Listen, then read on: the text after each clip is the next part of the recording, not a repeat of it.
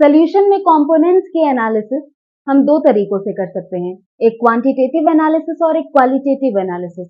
बात करें अगर क्वालिटेटिव एनालिसिस की, तो क्वालिटेटिव एनालिसिस टोटली फोकस करता है नॉन न्यूमेरिकल डाटा पे। अब नॉन न्यूमेरिकल डाटा कैसे हो सकते हैं, जैसे आपका सोल्यूशन कितना मीठा है, कितना खट्टा है, कितना गाढ़ा है, क्या कलर है, ये इसके नॉन न्यूमेरिकल डाटा है जिसमें कोई डिजिट नहीं लग रही, कोई नंबर नहीं लग रहा। फॉर एग्जाम्पल, अगर आपने अपने सोल्यूशन में सॉल्वेंट को पानी लिया है, आपके सोल्यूशन में दो कंपोनेंट है, आपको पता है एक सोल्यूट होगा और एक सॉल्वेंट होगा। ये कौन से सोल्यूशन की बात हो रही है, बाइनरी सोल्यूशन, ठीक है ना। हमारा मेन फोकस जो है वो बाइनरी सोल्यूशन पे है। अगर आपका सॉल्वेंट यहाँ पर वाटर है, तो उस कंडीशन में आपकी जो टाइप ऑफ सोल्यूशन है वो एक्वस सोल्यूशन कहलाएगी। इन केस आपका सॉल्वेंट वाटर नहीं है, वाटर के अलावा कुछ और है, for example CCl4 carbon tetrachloride है, या आपका CHCl3 क्लोरोफॉर्म है, या आपका सॉल्वेंट नाइट्रोजन गैस है, या आपका सॉल्वेंट बेंजीन है, या आपका सॉल्वेंट टोलुइन है। तो इन केस में, जिस भी केस में सॉल्वेंट आपका वाटर ना हो, उस केस में सोल्यूशन आपका नॉन एक्वस सोल्यूशन कहलाता है। अब चूंकि इस चीज को बताने के लिए आपको कोई डिजिट नहीं यूज करना पड़ रहा, कोई नंबर नहीं यूज करना पड़ रहा, तो एक्वस और नॉन एक्वस सोल्यूशन आपके क्वालिटेटिव डाटा के अंदर आ जाते हैं। इसी तरीके से सोल्यूशन आपका क्वांटिटेटिव एनालिसिस भी शो करता है। क्वांटिटेटिव एनालिसिस की अगर हम बात कर रहे हैं, तो इसमें आपको एक चीज ध्यान रखना है। क्वांटिटेटिव एनालिसिस पे हम चलने से पहले एक और चीज बताना चाहेंगे कि अगर आपने अपने सोल्यूशन में कंपोनेंट जो मिला रखे हैं उसको कम मात्रा में मिलाया है, फॉर एग्जांपल आपने यहाँ पे पानी ले लिया, आपको जो वाटर है वो एज अ सॉल्वेंट यहाँ यूज करना है, और आपने अगेन 1 स्पून शुगर ऐड कर रखा है। यहाँ पे शुगर की जो क्वांटिटी है, सपोज कर लीजिए वाटर की क्वांटिटी 1 लीटर है और शुगर की क्वांटिटी 1 स्पून है, तो 1 लीटर के लिए 1 स्पून शुगर बहुत कम है। ऐसी क्वांटिटी जिसमें सॉल्वेंट का अमाउंट बहुत ज्यादा होता है सोल्यूट के कंपैरिजन में, ऐसे सोल्यूशन को आप डाइल्यूट सोल्यूशन बुलाते हैं। जबकि इसके अलावा अगर आपने सोल्यूट का अमाउंट कंपेरेबल रखा है सॉल्वेंट के अमाउंट से, उस टाइप के सोल्यूशन को आप कॉन्सेंट्रेटेड सोल्यूशन बुलाते हैं। आपने कॉन्सेंट्रेटेड एसिड का नाम सुना होगा कि कॉन्सेंट्रेटेड एसिड ज्यादा हार्मफुल होता है रादर देन डाइल्यूट एसिड के, क्योंकि डाइल्यूट एसिड में बहुत सारा पानी और थोड़ा सा एसिड होता है, जबकि कॉन्सेंट्रेटेड एसिड में एसिड की मात्रा बहुत ज्यादा होती है, या यूं कह ले कि एसिड की क्वांटिटी सॉल्वेंट की क्वांटिटी के कंपैरिजन में होती है। ये दोनों चीजें, डाइल्यूट सोल्यूशन और कॉन्सेंट्रेटेड सोल्यूशन हमने देख लिया। थोड़ी बात कर लेते हैं क्वांटिटेटिव एनालिसिस की। क्वांटिटेटिव एनालिसिस में हम सोल्यूशन के कंपोनेंट्स का अमाउंट डिजिट में बताते हैं, जिसको हम कॉन्सेंट्रेशन से रिप्रेजेंट कर सकते हैं। आपके टॉपिक का भी नाम है कॉन्सेंट्रेशन या स्ट्रेंथ ऑफ सोल्यूशन। अब ये कॉन्सेंट्रेशन है क्या, एक फिक्स्ड अमाउंट ऑफ सॉल्वेंट में आपने कितना सोल्यूट ऐड किया है, इस बात का जो मेजरमेंट बताया जाता है वो कॉन्सेंट्रेशन से बताया जाता है। आप कॉन्सेंट्रेशन बोल सकते हो, कॉम्पोजिशन बोल सकते हो, स्ट्रेंथ बोल सकते हो, इन तीनों में से कोई भी वर्ड यूज करेंगे, और तीनों का ही रेफरेंस क्या है कि एक फिक्स्ड अमाउंट ऑफ सॉल्वेंट में या फिक्स्ड अमाउंट ऑफ सोल्यूशन में आपने कितना सोल्यूट ऐड किया है, इसी को आप क्या बुलाते हो, कॉन्सेंट्रेशन। अब इस कॉन्सेंट्रेशन को मेजर करने के लिए हमारे पास बहुत सारे तरीके हैं। हमको सोल्यूशन की कंसंट्रेशन को हम मास परसेंटेज से भी दिखा सकते हैं। मास परसेंटेज को हम डिनोट करते हैं W/W से। इसके फॉर्मूले पे चलने से पहले मैं आपको एक एग्जांपल बता दूं। एग्जांपल में मान लीजिए आपको दे रखा है aqueous solution of 10% of glucose. इसका ये मतलब हुआ कि ग्लूकोज को आपने पानी में मिलाया है। कैसे पता मुझे कि पानी में मिलाया, क्योंकि यहाँ पे एक्वस सोल्यूशन लिख रखा है। एक्वस की स्पेलिंग थोड़ा सा आप देख लीजिएगा। आपको एक्वस सोल्यूशन से क्या समझ में आना चाहिए कि आपने जो सोल्यूशन लिया है उस सोल्यूशन में आपका वाटर है एज अ सॉल्वेंट, और आपका सोल्यूट क्या है, यहाँ पे ग्लूकोज है। अब एक और चीज यहाँ से क्लियर हो रखी है कि ये जो सोल्यूशन है वो आपका कैसा है, 10% है। इसका ये मतलब हुआ कि ग्लूकोज अगर आपका 10 ग्राम है तो वाटर यहाँ पे आपका 90 ग्राम होगा। अगर आपको लगता है कि वाटर यहाँ पे 100 ग्राम है तो ये बिल्कुल ही गलत है, क्योंकि अगर वाटर 100 ग्राम होता तो सोल्यूशन का ओवरऑल जो वेट होता वो 110 ग्राम होता। और चूंकि यहाँ परसेंटेज की बात की जा रही है तो जो मैक्सिमम वैल्यू है वो 100 की ही होगी या 100 के अंदर की ही सारी बात होगी। तो यहाँ पे जो वाटर है ना उसका 100 ग्राम होने का तो कोई चांस ही नहीं है। मान लीजिए आपके पास ये इंफॉर्मेशन भी नहीं होती, आपके पास ये सिचुएशन होता, इस सिचुएशन के अकॉर्डिंग आपसे बोल दिया जाता कि अब मास परसेंटेज निकाल के बताओ, तो आप कौन सा फॉर्मूला यूज करते? तो आपके सामने ये है फॉर्मूला कि मास of solute upon mass of solution. एक और चीज आप ध्यान रखेंगे, जो सोल्यूशन का मास आता है, जो मास ऑफ सोल्यूशन आता है ना, आप अधिकतर ये भूलने के चांस बन सकते हैं, स्टूडेंट्स के भूलने के चांस हमेशा बने रहते हैं। आप मास ऑफ सोल्यूशन हमेशा सोल्यूट के मास और सॉल्वेंट के मास के सम के बराबर ही लिखेंगे। आप ऐसा ना समझें कि मास ऑफ सोल्यूशन सॉल्वेंट के मास के ही इक्वल है, इन दोनों के मास को इक्वल करेंगे तब जाके मास ऑफ सोल्यूशन निकलेगा।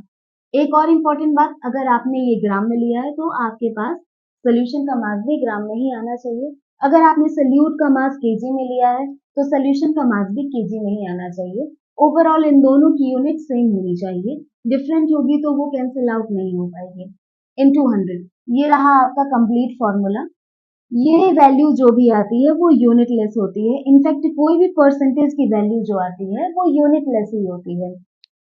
एक चीज ध्यान रखना है कि यहाँ पे सेम आपको यूनिट लेनी है। दूसरा चीज आपको ध्यान रखना है कि मास ऑफ सोल्यूशन में आपको सोल्यूट और सॉल्वेंट दोनों के मास को सम करना है। अब इसकी बात कर लेते हैं। यहाँ पे आपको मास ऑफ सोल्यूट कितना दे रखा है, 10 ग्राम। और यहाँ पे मास ऑफ सोल्यूशन कैसे निकालेंगे, 10 ग्राम प्लस 90 ग्राम, ठीक है ना। और इंटू 100 अगर आप करेंगे तो आपको आंसर में 10% मिल जाएगा, जैसा कि यहाँ पे गिवन था कि aqua solution of 10% of glucose. ठीक है, ये चीजें आपको आई होप क्लियर हो गई होंगी। कॉन्सेंट्रेशन को हम वॉल्यूम परसेंट से भी दिखाते हैं। वॉल्यूम परसेंट को हम ऐसे लिखते हैं V/V से। वॉल्यूम परसेंट का यूज तब ज्यादा होता है, मतलब तभी होता है जब आपके सोल्यूशन के कंपोनेंट्स, दोनों ही कंपोनेंट्स लिक्विड स्टेट में हो। फॉर एग्जाम्पल, अगर किसी ने बोल दिया कि आपके पास non aqueous solution of 10% alcohol given है, 10% अल्कोहल गिवन है। अभी एक और चीज, नॉन एक्वा सोल्यूशन ये रिप्रेजेंट कर रहा है कि इस सोल्यूशन में, इस पर्टिकुलर सोल्यूशन में जो आपका सॉल्वेंट है वो आपकी बारी वाटर नहीं है, वाटर के अलावा कुछ भी हो सकता है। खैर जो भी हो, चूंकि हम वॉल्यूम बाई वॉल्यूम परसेंट निकाल रहे हैं तो इतना चीज क्लियर है कि इसका जो भी सॉल्वेंट है वो लिक्विड फेज का है और इसका जो सोल्यूट है वो भी लिक्विड फेज का है। इसकी बात से इतनी चीज क्लियर है कि हमारे पास सोल्यूट क्या है, अल्कोहल। अब 10% के बारे में बात कर लेते हैं। यहाँ पर 10 ml अल्कोहल हो सकता है, तो जो सॉल्वेंट है वो आपका 90 ml होगा। ये जो कि परसेंटेज की बात है तो ये हो सकता है कि 10 लीटर अल्कोहल है तो यहाँ पे 90 लीटर सॉल्वेंट होगा, ठीक है ना। आप यहाँ पर जिस भी यूनिट में सोल्यूट लोगे सेम यूनिट में आपको सॉल्वेंट भी लेना पड़ेगा। ये तो इस एग्जांपल से मैंने क्लैरिफाई कर दिया। इसका फॉर्मूला क्या है वो देख लेते हैं। Volume of solute upon volume of solution, ठीक है, volume of solute upon volume of solution. फिर से वही बात आपको कहना चाहेंगे कि यहाँ पे जो भी आप यूनिट यूज कर रहे हैं वो सेम ही लेंगे। अगर यहाँ सेंटीमीटर क्यूब है तो यहाँ भी सेंटीमीटर क्यूब होगा, यहाँ मिलीलीटर है तो यहाँ मिलीलीटर होगा, यहाँ लीटर है तो यहाँ भी लीटर होगा। यूनिट आपकी सेम होनी चाहिए न्यूमरेटर और डिनोमिनेटर में, तभी यूनिट कैंसिल आउट होगी एंड ये ओवरऑल वैल्यू यूनिट लेस बनेगी।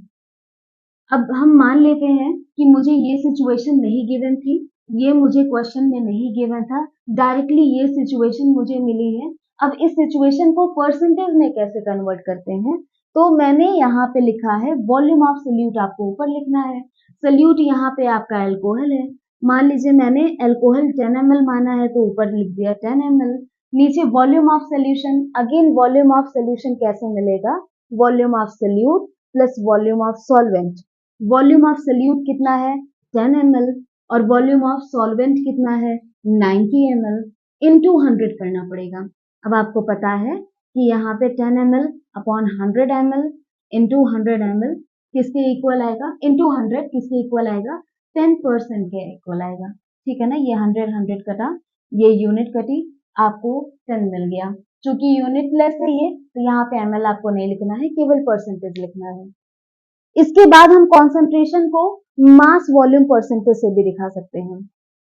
आई होप ये चीजें क्लियर हो गई होंगी। मास वॉल्यूम परसेंटेज भी सेम है, बस आपको इसमें क्या ऐड करना है, जब वॉल्यूम परसेंटेज की बात हो रही थी तो आपके दोनों कंपोनेंट सॉल्यूशन के लिक्विड स्टेट में थे, पर मास वॉल्यूम परसेंटेज में क्या है, मास को हम W से दिखाते हैं और वॉल्यूम को हम V से दिखाते हैं।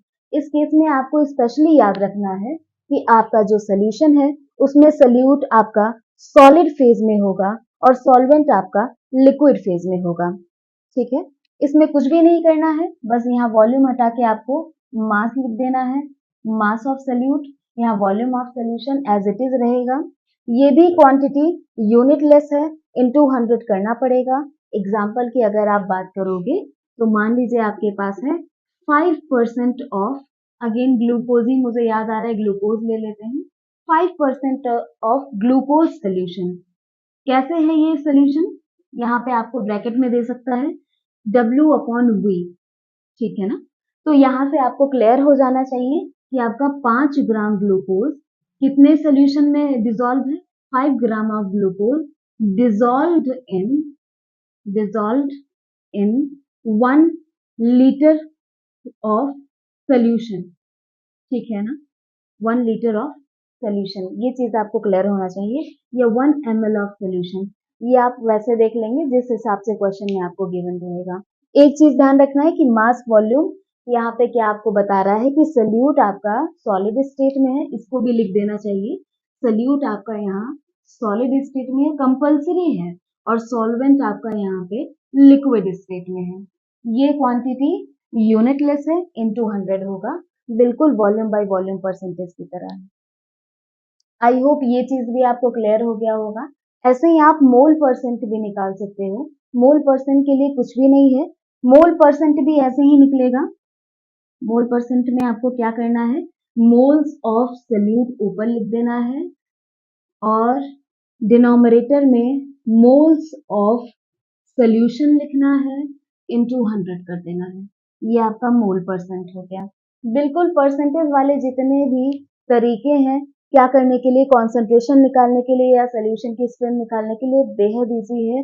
यूनिट लेस है, इनटू 100 से मल्टीप्लाई सभी में करना है। ये 2-3 कॉमन चीज है, एक चीज समझ गए आपको बाकी चीजें भी अपने आप समझ में आ जाएंगी।